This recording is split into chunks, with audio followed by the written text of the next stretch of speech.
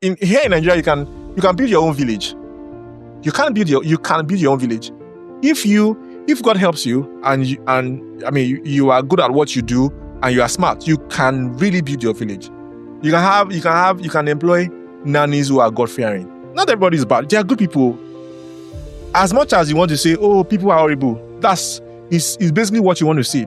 Now, that brings me to this story, which I'm going to come back to, because sometimes it's also about our perspective to life. Sometimes we attract exactly what we think, to be honest with you. I'm not saying be naive. I'm not saying be careless, but I'm saying that if you are conscious of terrible things, you are likely going to find terrible things. Right? Or would you want someone slapping your child or flogging your child, maybe all over their body because your child did something they believe is bad? Even if later it comes out that you believe that thing is bad. But would you want them to take that liberty? No. But if they take the liberty, I'll be grateful. You are listening to Off Script with Dr. Ayo. Hello, everyone, and welcome to yet another episode of Off Script with Dr. Ayo. My name is Martha, and with me is... I should introduce myself. Okay, with is Dr. Ayo. How are you? I'm good. I feel good.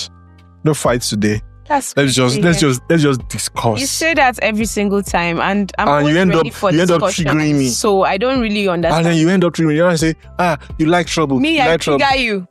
Yes. Don't you see that you are the problem? Really? The victim is not his problem. A victim. Okay, you're a narcissist. Okay. You're a narcissist. You're manipulating me. You're a manipulator. Okay. I'll take note of that, you see. That's what you will say now. I'll just So, Dr. Ayo. Yes, please. I think maybe one of our most recent episodes, I just remember you saying something about how it takes a village to raise a child. Yeah. Yeah. So what does that mean to you exactly? Raising a child can unalive you as a one person. Human being can literally die raising a child. Do you know that thing when they say postpartum depression? Yeah. Do you know that thing where women enter into depression because they gave birth to children? Mm-hmm. Do you know how sometimes women say the way they feel, they can't express it because it comes with guilt? So sometimes you look at your child and say, I don't even want this child. Why?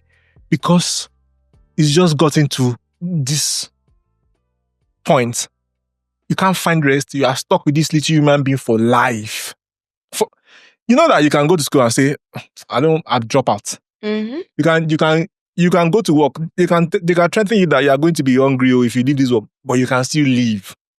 You can challenge hunger. You can even face and say, yeah, instead of me to be doing this work, I prefer to even go hungry, truly. You can resign jobs. You can quit. You don't quit being a parent. Of course. Fathers can even run away. Mothers, not so much. And it's so difficult for mothers to abandon infants. And so sometimes mothers find themselves just being alone with the child is draining. I had a friend, he had a very great guy, got married.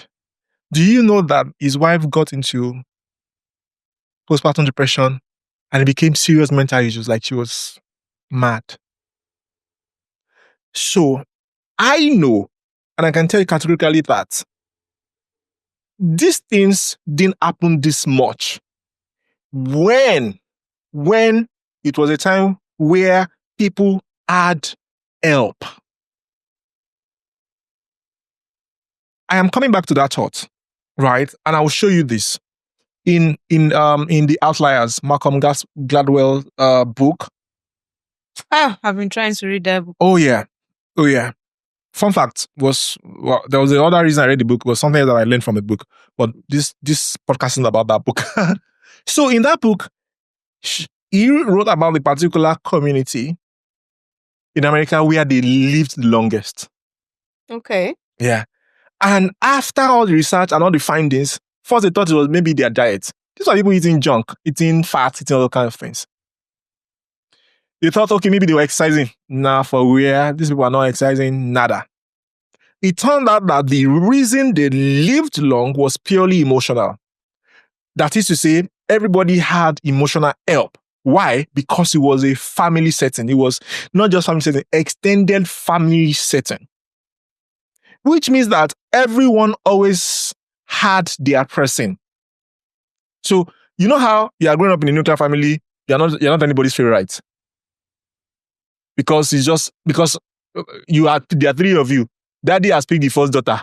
Mommy has picked the last born, which is a boy. You are just the middle child somewhere. Rebellious, nobody likes you. Maybe. Right?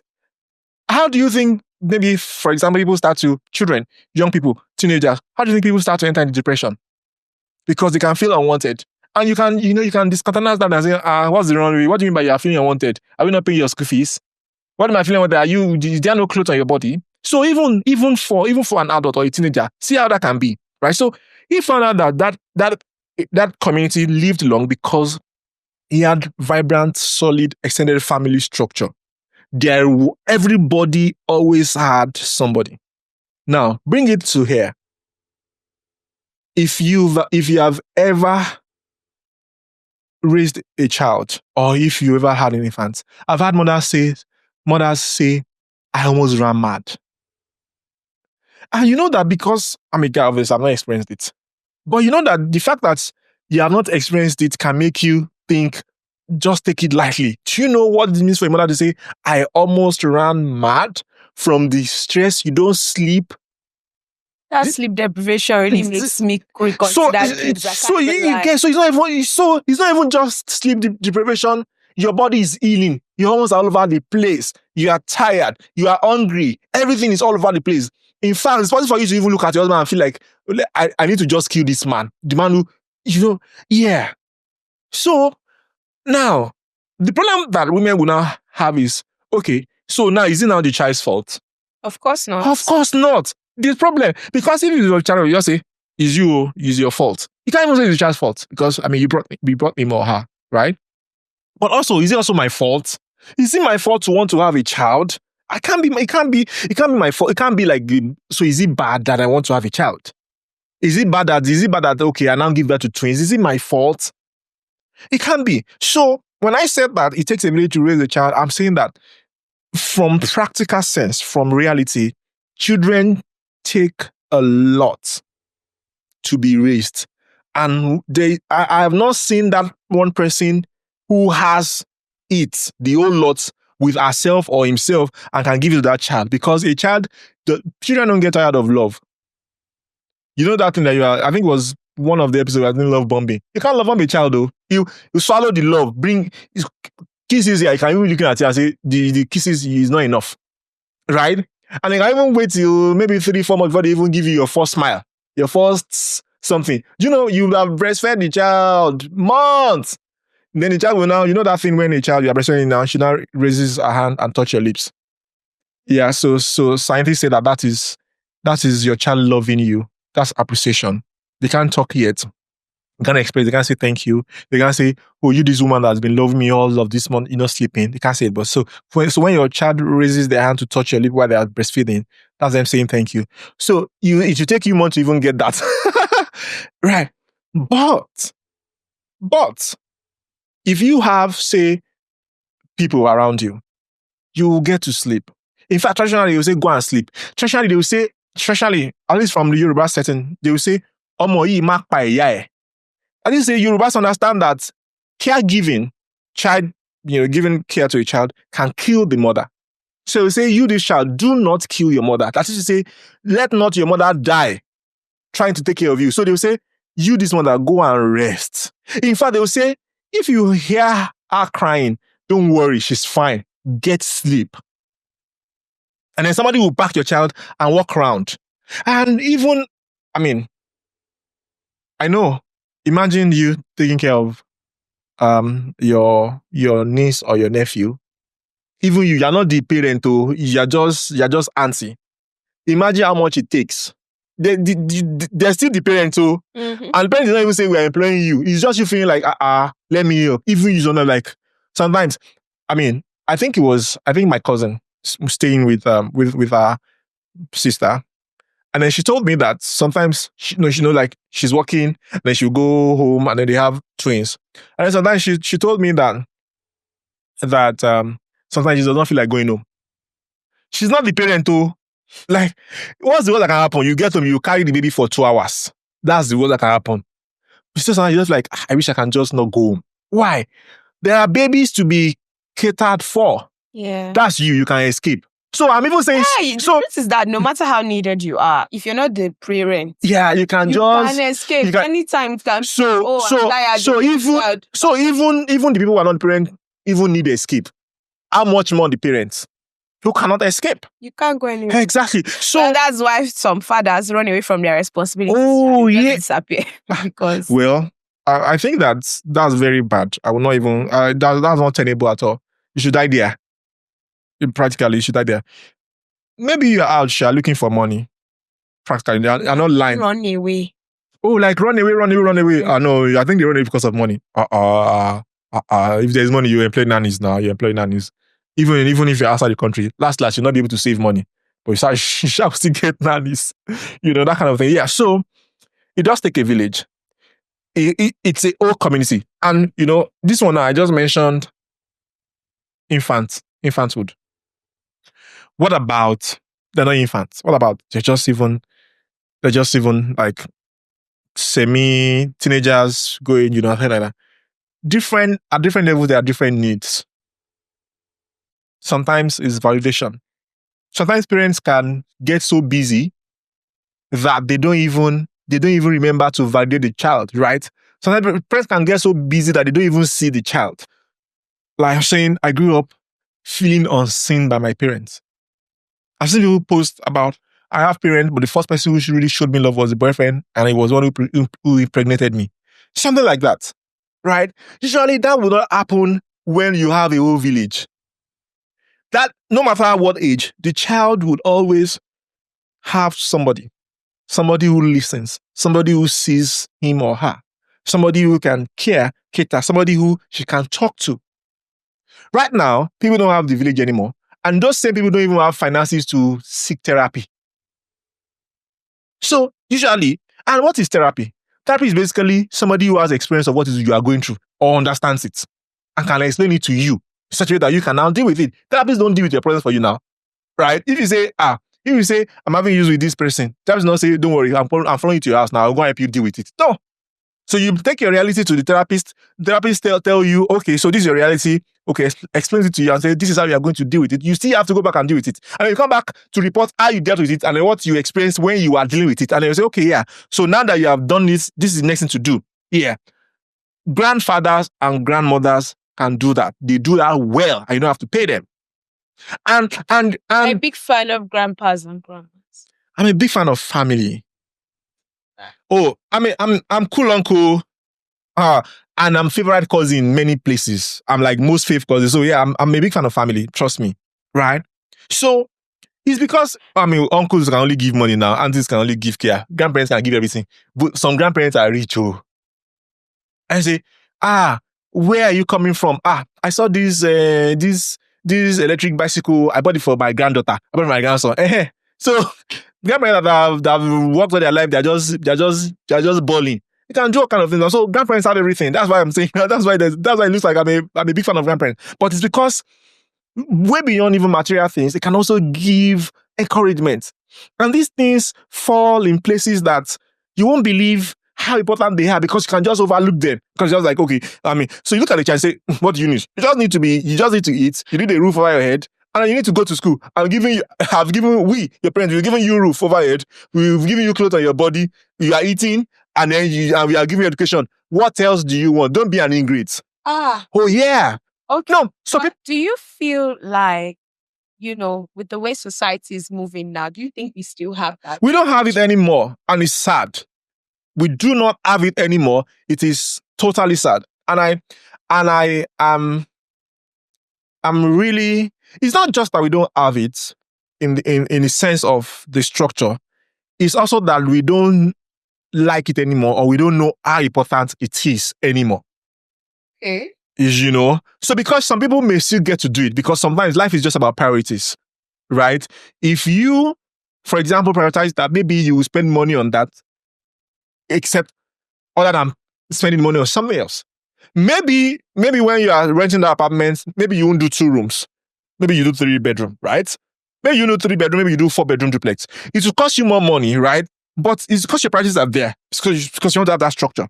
But if you are not thinking around that line at all, you will not even think about that. You probably say, what's enough? Some people even say, let's get to bedroom flat so that our house is not comfortable, so that nobody come and stay with us. I've heard that. Yeah. So it's sometimes it's not even the fact that we don't have it anymore. It's the fact that we ourselves, we are throwing it away. Some people say, my mother is a witch. I don't know. The mother that did not kill you. I think, okay, so we are not going to agree on that. Because especially when I read a lot of, I told you, I like threads. So, and I found that lately, threads has become almost Reddit-like. Where it's like, am I the asshole because this. So, but what I've seen a lot is, at least among the Americans, not because Nigerians too, but when you come and talk that kind of talk on Twitter, everybody come on, grateful child, this one, that one. Because, so, more people, I feel like they feel more comfortable expressing that without the backlash. So you get to see things like, my mother treated me like dirt my whole life. Maybe she even abandoned me. She starved me. She gave me to her boyfriend. Different stories. And like, okay, maybe to now be, am I the asshole for prioritizing myself and cutting her off? You said, mother, I didn't kill you. But when I hear some stories, I'm like, this kind of abuse is definitely grounds for no contact. That's the name. You may not have heard of it, but that's the saying now. Going no contact. When somebody is disturbing your peace, going no contact. So I would say that if you're someone that went through experiences where maybe all this, my mother was putting pepper in my bum to teach me things. Then you now say, now I understand. Or people will now say, it was all still shaping. It does not mean, Nigerians tend to see African parents as sacred cows. You dare not speak against them. You dare not say, please, I can't relate to, I have awesome parents. But I'm just saying I have seen situations where it is actually valid for someone to maybe cut off their parents or just not want them that deeply in their lives. Just say. I agree with you. But the issue here is that any advice that I give on this show can only be used or applied by people who are sensible. No shades. Because it is my assumption that your head is correct. It's my assumption that you are intentional. It's my assumption that you are learning. It's my assumption that you want to give a better life to your children than the one that you had. Right? So it is possible that as you were a spinster before you got married, you realized that your mother is not that grandmother. It therefore means that you are the one who should therefore pay attention to make sure that your own husband or husband-to-be's mother is that kind of grandmother. So if you now say, okay, so you are saying that, me now, my mother is not that kind of mother, grounds of no contact. I don't want to go marry a woman whose mother also is also ground for no contact. Married for love now. I don't understand. That's a stupid thing to say you're married for love. Because love is everything. So love, your own love, just loving yourself alone, that's selfish. What about love for your children? You don't love your children? So if I love you now, I'm not worried about what children will give it to. I don't love them. So if you have children and you love them, you don't think about the fact that you enjoyed grandparents, or you did not enjoy mother, but you want them to enjoy. You did not enjoy good grandparents, but you also want them to enjoy grandparents. You won't think about that. Your love your love don't reach that area. It does not go deeper than just surface. That is stupid. It's just stupid. So because if you look, you don't have to marry now. If you just love yourself and you want to just love yourself, you don't have to marry. If you are going to be sleeping with yourself, okay, you can even marry and not have children. Right? If you feel like, these people, and we are horrible people, and we cannot, it's better not to have progeny. Yeah, it's good. So before you do grounds of no contact, do grounds of no progeny, no proof. No. Okay, but do you know, maybe I'm going in the extreme because it's not always the no contact. But yes, there are a lot of cases of that, like where it was a really toxic childhood or whatever. But what I'm saying too is, I don't know if it's a shifting values thing, But you get to see a lot of stories of like, I think there's shifting values on one hand. There is also the economic issues. Though you've said, just make it priority. Sometimes these resources are quite scarce that you even want to prioritize. So it may not really be realistic, especially with people living in different states and all that. But then there's also the shifting values part, I feel like, where maybe I don't know. I saw someone put it as like, I think it was a Black American person because they are always complaining about how they don't have a village anymore, even up to neighbors. Before, like your parents would say, oh, I could say, mama, this person, just quickly watch my child or I'm going to the market, since that other neighbor has their own kids that they're watching too. So there was more community.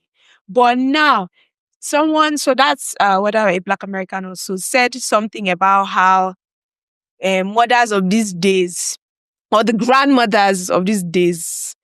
Again, I don't know how father applies to most situations, but some don't want to be the grandmothers of before. Like that particular person I saw was really pained because she said that she was basically raised by her grandma.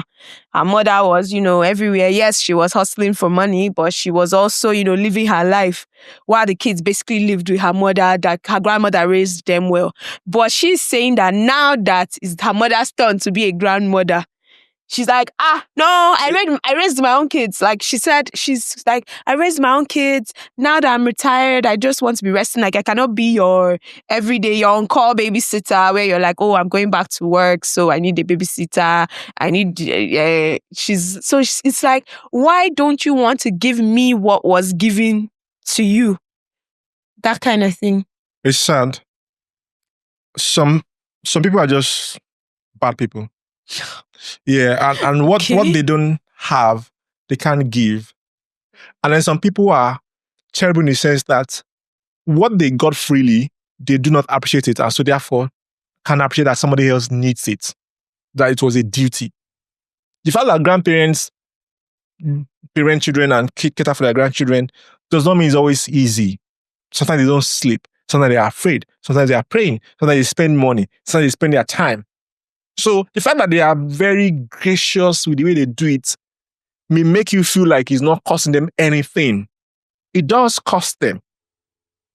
You see all the love, but don't forget that they're also humans. They also need rest.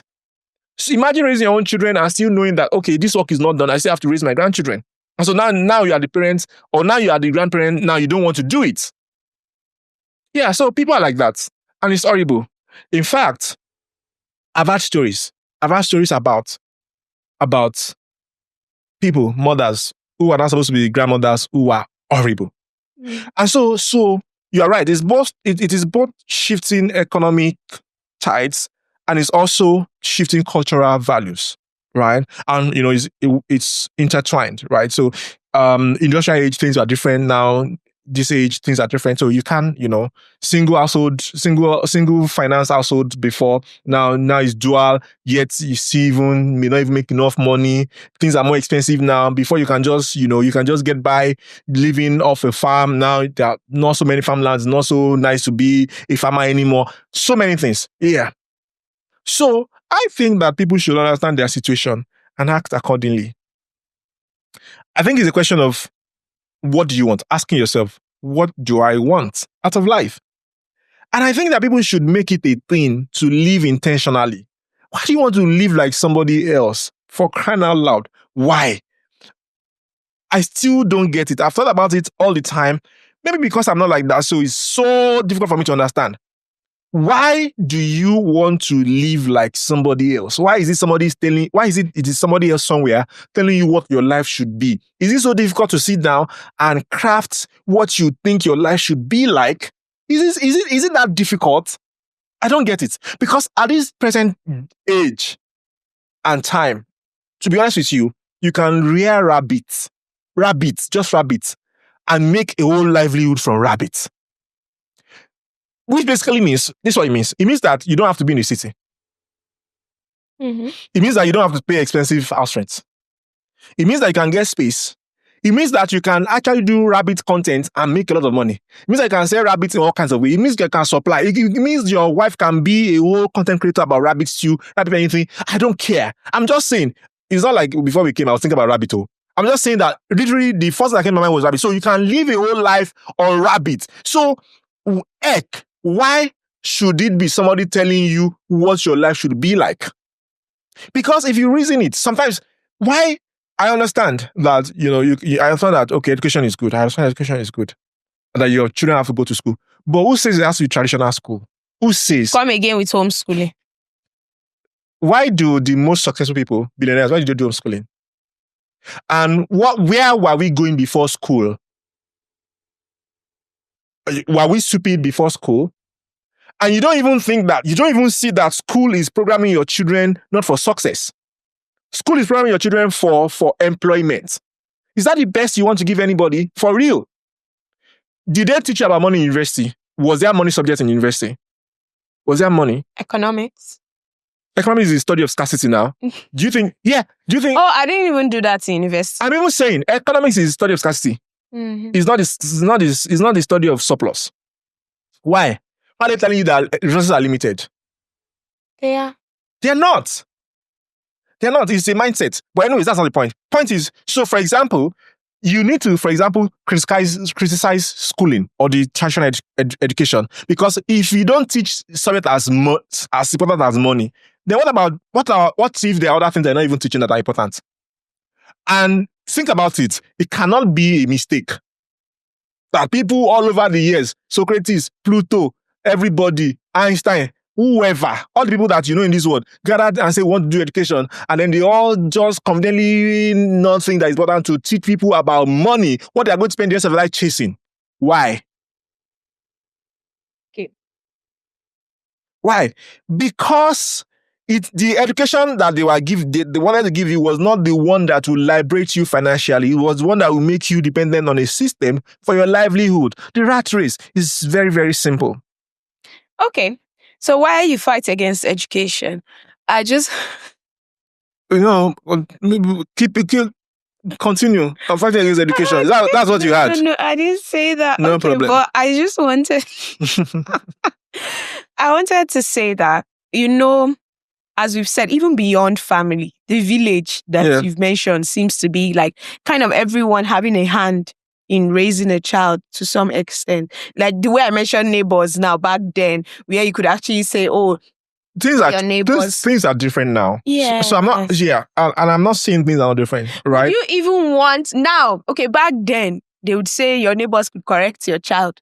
Like it takes a village. I was going to say that. Okay. I was going to say that, yeah. So things are changing, and things have changed, and I'm not an idealist. It's a reality, right? But even the way things have changed, there are still a lot of things that are still possible right now.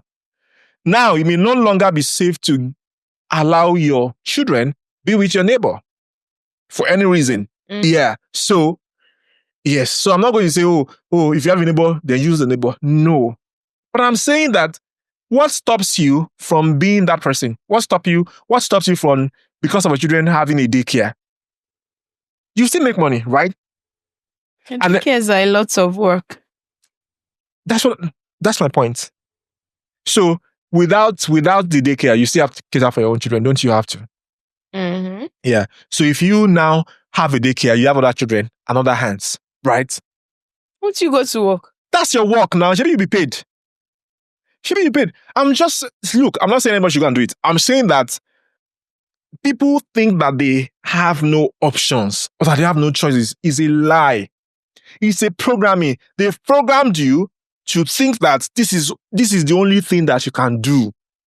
Give birth to children, jump them at daycares, run around looking for money, only so that you are overwhelmed. You don't even get enough maternity leave. So you're pregnant for 9 months. Pregnancy alone, very tough thing. Now you've given birth. What's that thing called? Giving birth. What's it called in science? No. You know what I mean. Anyways, the process of giving birth itself, tough. Yeah. Now, raising... labor and delivery. Yeah, delivery. Yeah. Now, raising the child, infant, baby, also tough. So you have 9 months plus 1 day of the delivery, and then plus, say, 1 year of raising that particular person. That's about 1 year, 9 months all the maternity leave they give you, maybe in very magnanimous cases, maybe 6 months. So now you have a 6-month-old baby on your hand. What are you supposed to do? You are going back to work. You're supposed to go and dump that baby somewhere. Tell me, how is that? How does that make any sense? Yeah, but that's why some countries don't have 6-month maternity leave. They have up to 2 years of maternity leave. Okay. Nigeria, which one do we have? Exactly. So you know that if you're even working private, you may not get that 6 months. Maybe you get 3 months. Maybe you get 3 months. Yeah. Right. Look at that. So I'm saying that it's a programming. They want you to think that that's everything you can do, and you believed it.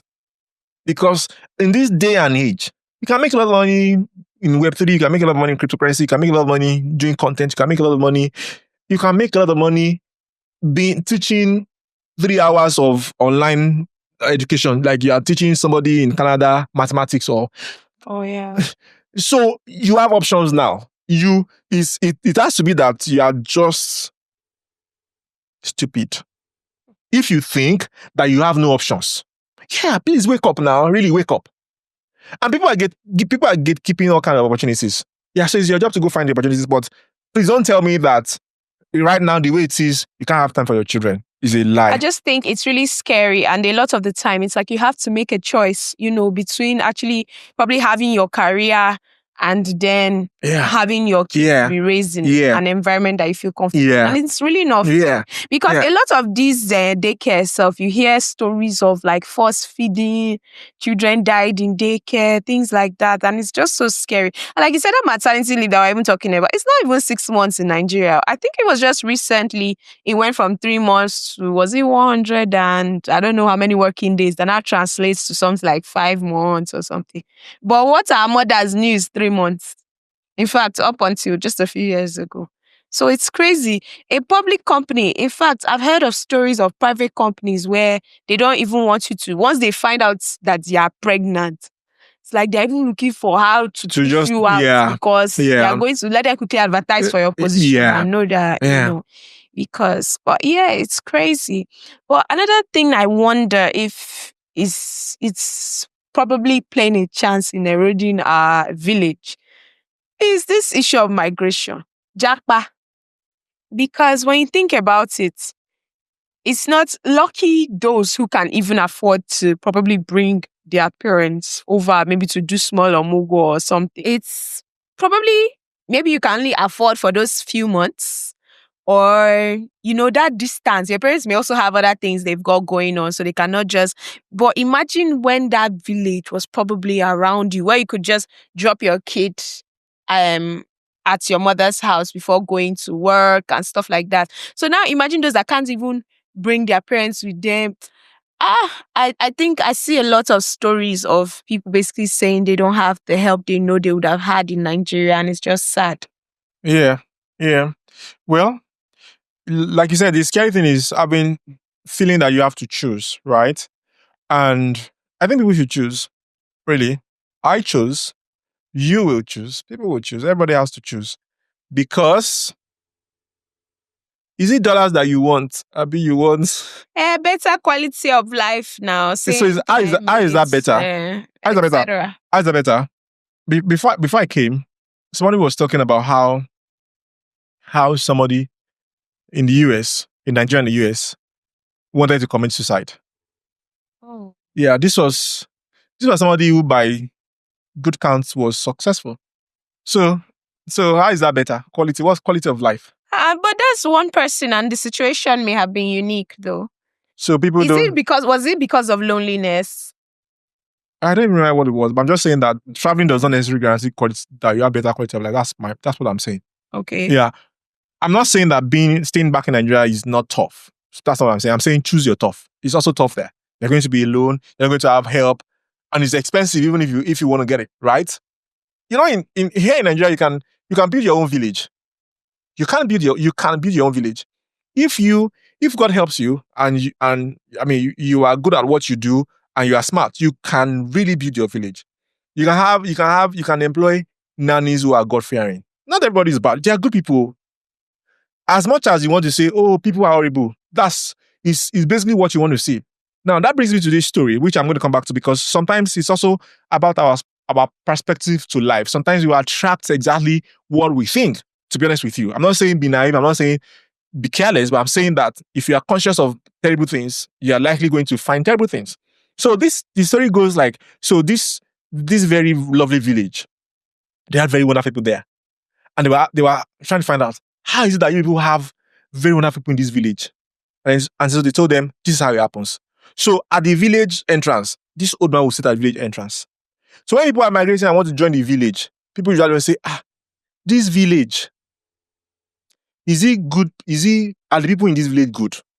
So the woman will answer them and say, the place where you are coming from, how are they like there?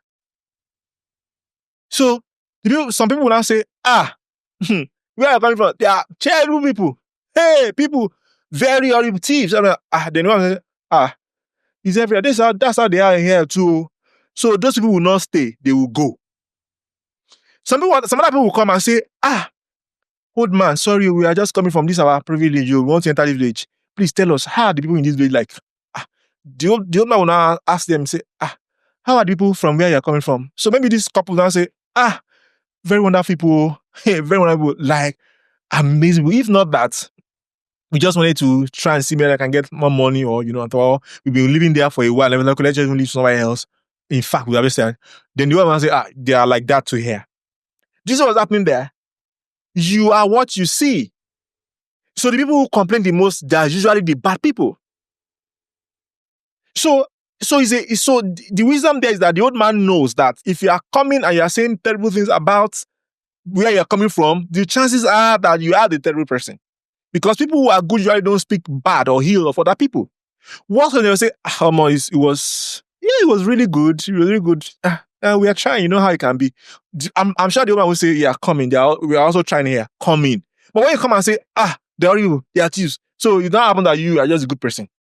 Exactly. So if you are on the lookout for bad people, you will find bad people. If you always think that people are always out against you, you will never find help. So if God helps you, you can actually build your own village. You can find good nannies. You can have money and have nannies who maybe in a compound they have their own chalet or their own bus quarter or somewhere comfortable that they can live with you. You can have a whole community. People go to church. Churches are also good places to find community. If you're a good person, if people know that your house is safe and that you can find people run shifts and say, okay, you take care of the children this weekend, the children come and stay with you next weekend. And before you know, I'm saying that you can be intentional and build. I'm not the one to teach you how to build your own village, but it is possible. You can build it. Okay. There's hope. Oh. Despair not. No, I hope. For this is the tidings of hope that I brought unto thee. Shakespeare. But yeah, I think I agree with you on the building your village. I came across a story not long ago where this one did they have a happy ending? I don't know. Where this lady said, it was one of those, am I the asshole? And this lady says that she got a group of people together. Like she found women in her neighborhood that, because she looked at it and said that the money they're paying for daycare is basically salary money. It's basically equal to salary. So what's the point? Should they stay at home? But then it was like, no, you still need some personal fulfillment. So what they did was at her suggestion, kind of run a shift system based on everybody taking days off work from their jobs. So that day off that you take, it's always to like maybe save your day, your PTO as they call it, for maybe trips or whatever. You're saving it, you now babysit all the children. So like all the children are going to be in a particular person's house. Yeah. So they were all using their personal leave times.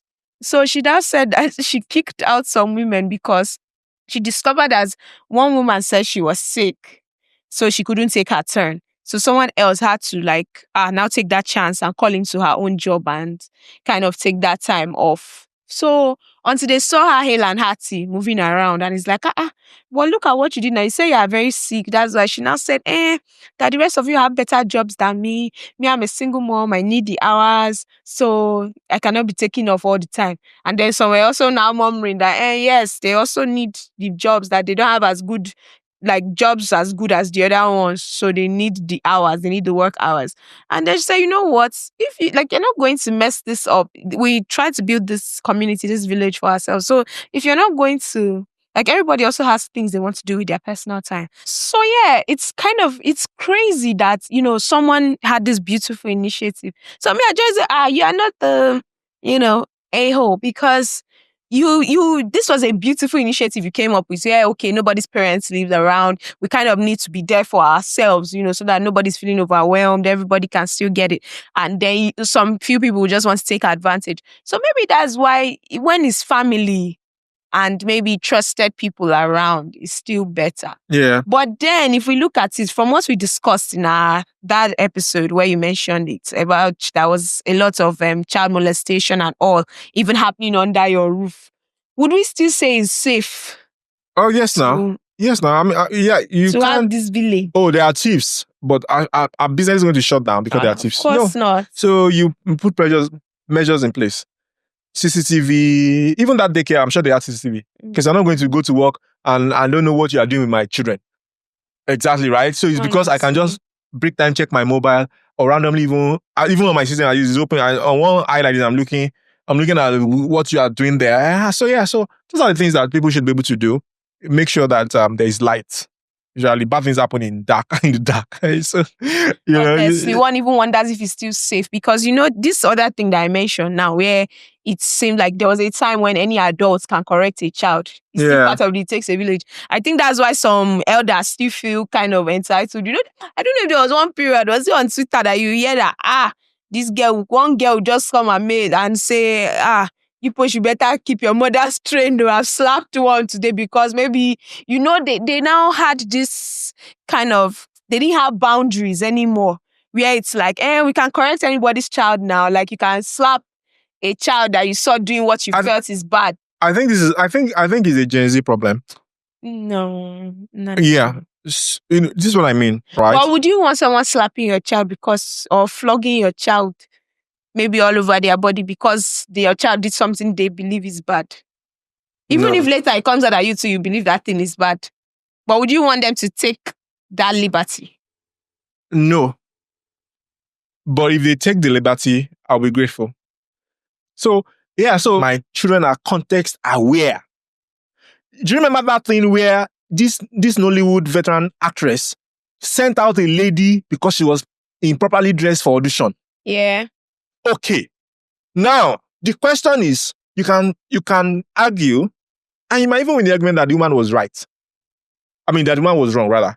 That she has no business telling the lady how to dress, right? Because you're not a mother. And because that lady was dressing however she dressed was an adult. You can argue it and it'll be true.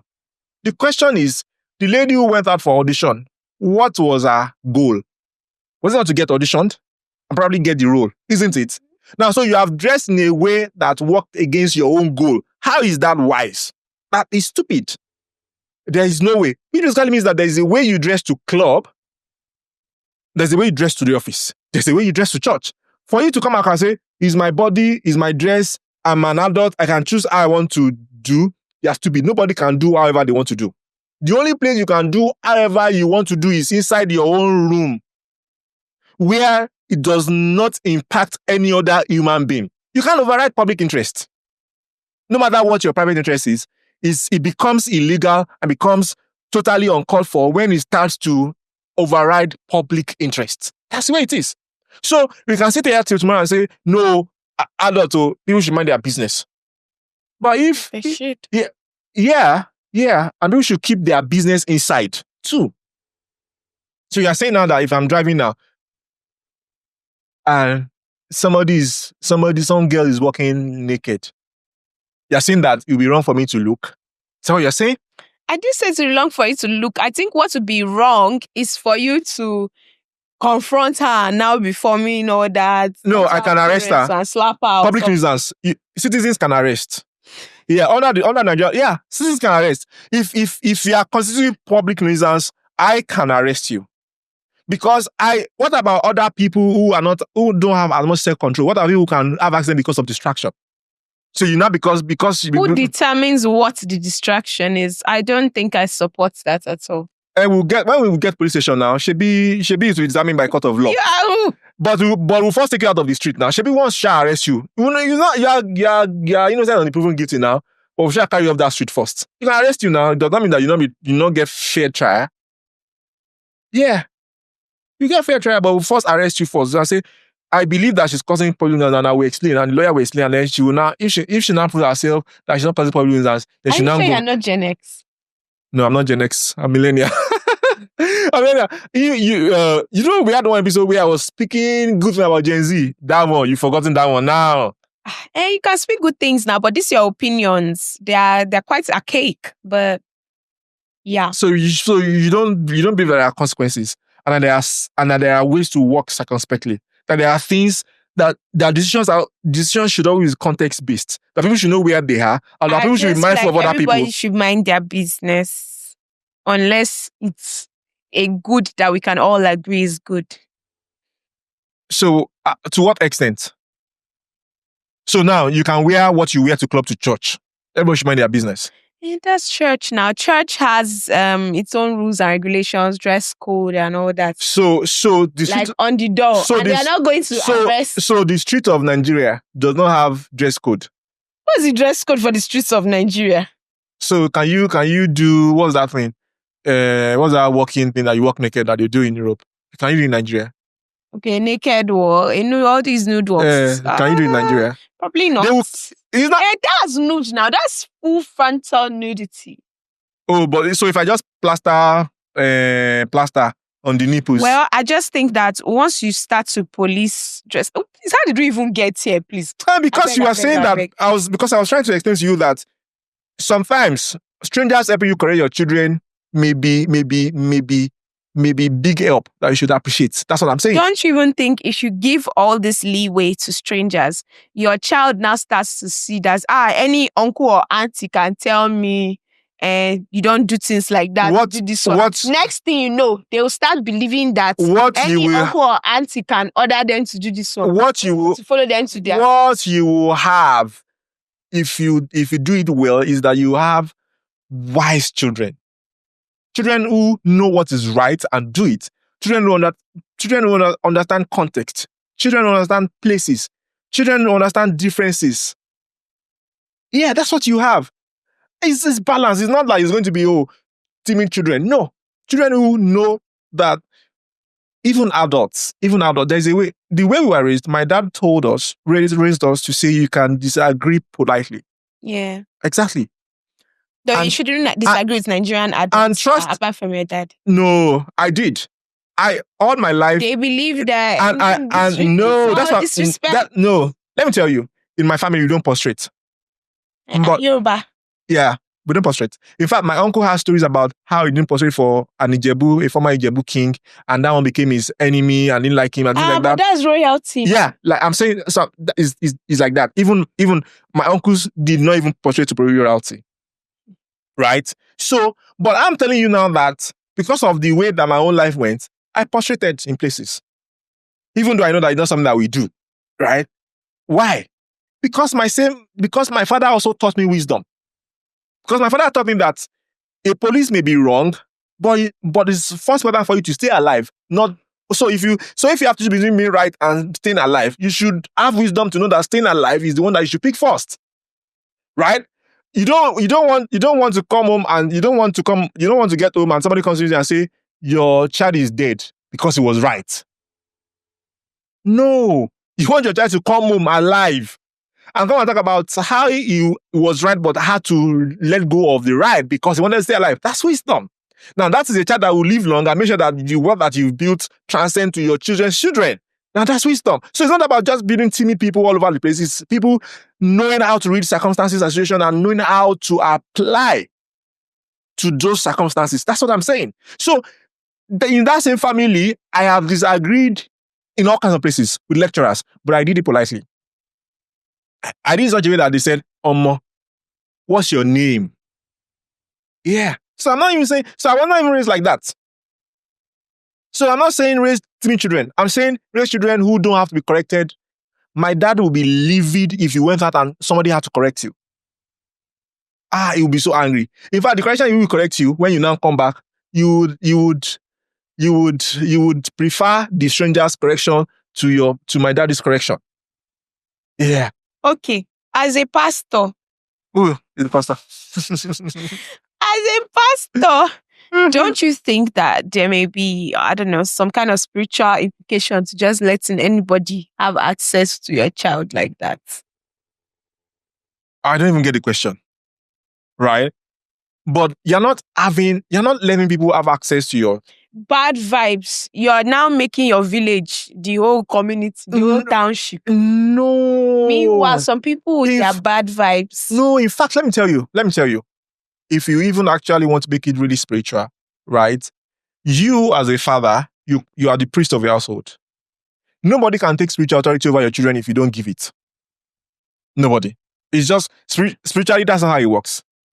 That's how it works. If you are a father and you are aware and conscious of your spiritual position over your family, you will be a covering and nothing will penetrate it. Anything that wants to penetrate it has to go through you. I'm telling you. Some fathers will start to feel sickly before their children fall sick. And so they know. Some mothers will dream. Some mother will dream and say, have you done stories I say, my mother will just come in and say, you want to go to party tonight. I don't want to hear anything about it. Without telling their mother. So spiritually, you're covered. If you are okay, if you're a Christian, you're covered. You know anything. Nobody's going to conjure anything to your child without you. No, nothing. Nothing's going to happen to your child without you knowing it. So you're fine. Don't worry. Don't worry. and then you also choose your village with discernment now. That spirit that is protecting your children. God told Joseph to carry Jesus and run now. And so it's not Jesus. God is not always stand and fight too. Sometimes God is run for your dear life. So God can tell you stand and fight today, and tell you run for your dear life tomorrow, and tell you march around the walls of Jericho tomorrow, and say kill all the Amalekites the next day. So you can't put God in one box. That's why you use the Spirit of God to tell you exactly what to do per time, per situation. So as a pastor, that is my counsel for you. I love that. Right on, pastor. Okay, but I feel like this is clear, but did you have a village growing up? Oh, I did. I had my dad is a village person. First of all, even me and my siblings, we are village by ourselves. We are village. But then I had a whole maternal village, my maternal side. Oh my, amazing uncles, amazing aunties, cousins, elder cousins, older cousins, grandma, grandfather. Oh my. Amazing. Sounds really amazing. I had a whole village. I had a whole fun. I had all kind of experiences growing up. I had the city experience where, you're like this. I had the village farm experience, and I never got out in any of those experiences. It was quite fun. Did you ever hunt crab in your life? Crabs, no. Fish from village stream. Did you plant yam? Did you plant sugarcane? Did you ever go to catch onto grasshoppers? Abort mission. Grand squirrels. Did you ever train dogs out to hunt for squirrels and those kind of mouses? No. No, I didn't. But it sounds like you had an amazing time. I did. Besides your parents, who were really the most influential members of your village? My mother and grandmother. We are the same. So I'm October 8th and she's October 8th. So that's just weird. Very weird. I mean, she was, I loved her more than I loved anybody. I mean, I can say this on camera. Like, even they know, even everybody knows, like, I still love my grandmother. Yeah, so yeah, I think she was. And she taught me very good things about life. My outlook to life, I got it from her. How I never used to remember anything bad about people, I got that from her. She never forgot one good deed. Never. If you did something for her, one good deed, she would sing it till she sang it till she died. I mean, if you did that one good deed, it's overrule 100 bad deeds. I'm telling you, she was like that. And I learned that from her. Because I saw how it made her life good. So I realized that you are yourself, not because of what people have done for you. It's about how you interpret it or what you chose to do with it. People will always be bad. People will always be good. If you see bad more than you see good, it's because you're a bad person. Yeah, you've said this before. So I should shut up. No, as in... Okay. I mean, no, what? Shut up. Go on, see whatever you want to see. I'll come back and tell you. If I find out 5 years time that we're a bad person, I'll say, Mata, Shebi said I shut up that time. See your life now. But you get my point. Yeah. I've suffered, but I think I do. Are you learning from your suffering? I've learned a lot. Okay. Wow. So there you have it. I feel like you've told us so much, and you've even given us. Even you've told us so much. Even you've told us No. so much. But I feel like you've even given us clues as to how to really form our village and how to prioritize this village above things that may just end up being insignificant in life. Yeah. And I love that. Thank you so much. It was wonderful having you as always, as often as that is true. So sometimes it's not wonderful having me. I plead Noted. I plead the Noted. fifth. No, but noted. to those of you watching us and listening to Dr. Ayo and his trouble, I hope you've enjoyed this episode, and we'll see you next time we go off script with Dr. Ayo. Bye. Bye. Bye. Wow.